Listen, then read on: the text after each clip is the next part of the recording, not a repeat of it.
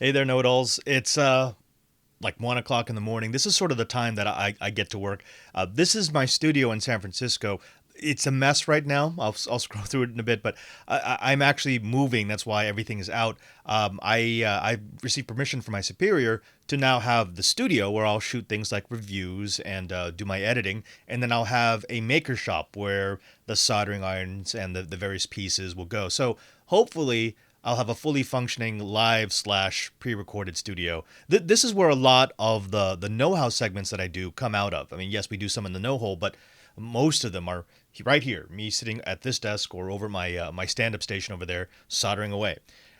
I wanted to talk to you briefly because there's a project that I've been working on in my spare time, and I think it's time for me to start actually putting it together for the show, and that is steampunk goggles.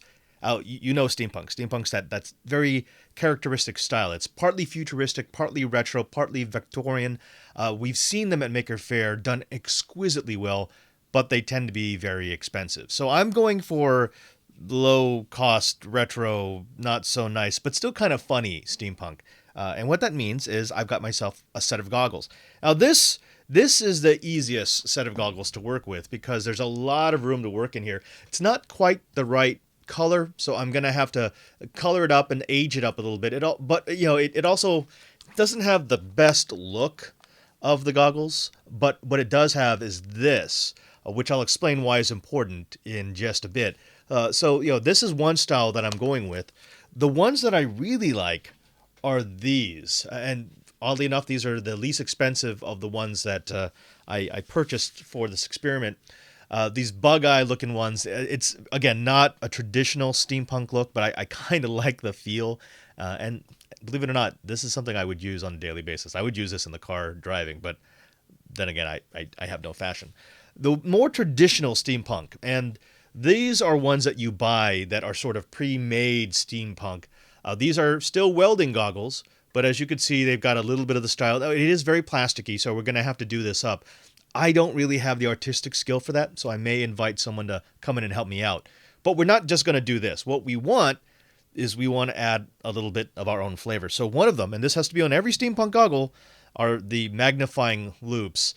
Again, not the right color, I don't know if I can color these without really destroying the lenses, but at some point, I want to have a mechanism, no matter which goggle I go with, that integrates this into the chassis of the goggles rather than being a clip-on. This is sort of a clip-on design that's a little bit cheating. It's probably going to be some sort of strap, one of those steel straps, and I'll age the look. The other thing I want to do is play with these. So these are WS2812 LEDs. And what I'm going to do is I'm actually going to have them inside the goggles, and they can do patterns that I preset, and then I can control them. Now, there are some that work just fine. In fact, this one is perfect for this set of goggles because it actually fits right inside, as you can see, quite nicely. And it allows me to have one in each, and then hopefully run the leads in between the two, so that I can get a nice finished look. And so ideally, what it will do is it will allow me to have the LEDs show through the welding glass, but if they're off, you won't see them at all. And believe it or not, they don't affect the vision all that much. I will probably have to put a little bit of dampening around the inside here so that the light doesn't bleed out. Otherwise, it will blind you. It will also work really well for these. Oh, how about that? Because it allows me all this space to insert the WS2812 LED ring. I will have to Dremel out the fitting a little bit to make these fit properly so that they'll close. But I think I can get that done pretty well. I was hoping to use the larger ones in these goggles, but unfortunately I didn't get the exterior measurements right, and that's obviously not going to fit inside. If I wanted to do them, they'll have to go on the outside of the goggle, and I don't really like that look. Now, it's not just a matter of strapping in the LED rings. You also need a board to control them. In this case, I'm using these Arduinos. These are the Mini Pros. Very, very small, but just as powerful as the large ones. They just don't have all the breakouts. And they're going to be powered by these 650 milliamp hour 3.7 one-cell LiPo batteries that I use for my SEMA X5 quadcopter. I haven't done the math yet, but I think it will run it for a pretty long time. These will not suck down that much power. Now the question is, how do you put all the electronics inside? You could just tape it to the edges and you could go for that look. I'm going for something a little neater, and I'm focusing on these goggles because they have the least room to work with, so I figure if I can make my system work with this, I can make it work with anything. The original idea was to create a sort of a chassis around this sort of, it's got, if you look at it, it's got sort of a beveled edge.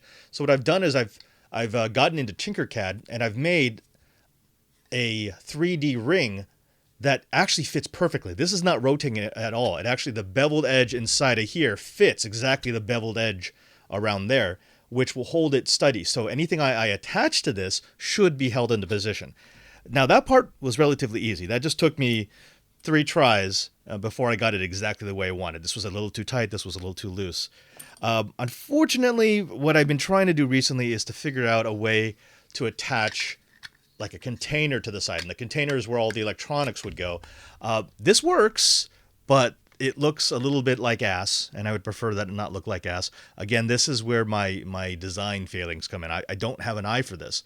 So what I'm thinking I'm going to have to do is I'm probably going to have to go with a rounded corner. I'll probably have to do raft supports so that I can make this look more organic and less blocky, unless I want to go for the blocky look. Now, the other thing I'll be able to do here is I am going to mount a laser. So we're going to do the whole Borg-esque type thing. And the clip assembly is actually going to be integrated into the housing so that I'll be able to do that. I'm thinking about even motorizing it maybe, because it's pretty easy to put in a small servo. And then everything is going to be run via a smartphone, because I have a Bluetooth control module that I will integrate into the system so I can control everything with an app. So once it's sealed in, I shouldn't have to touch anything on the goggles.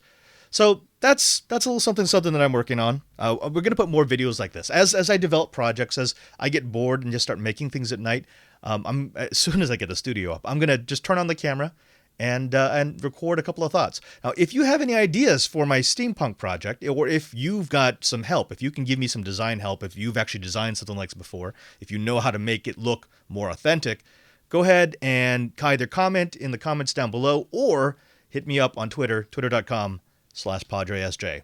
Good night, and I'll see you on Know How on the Twit TV network.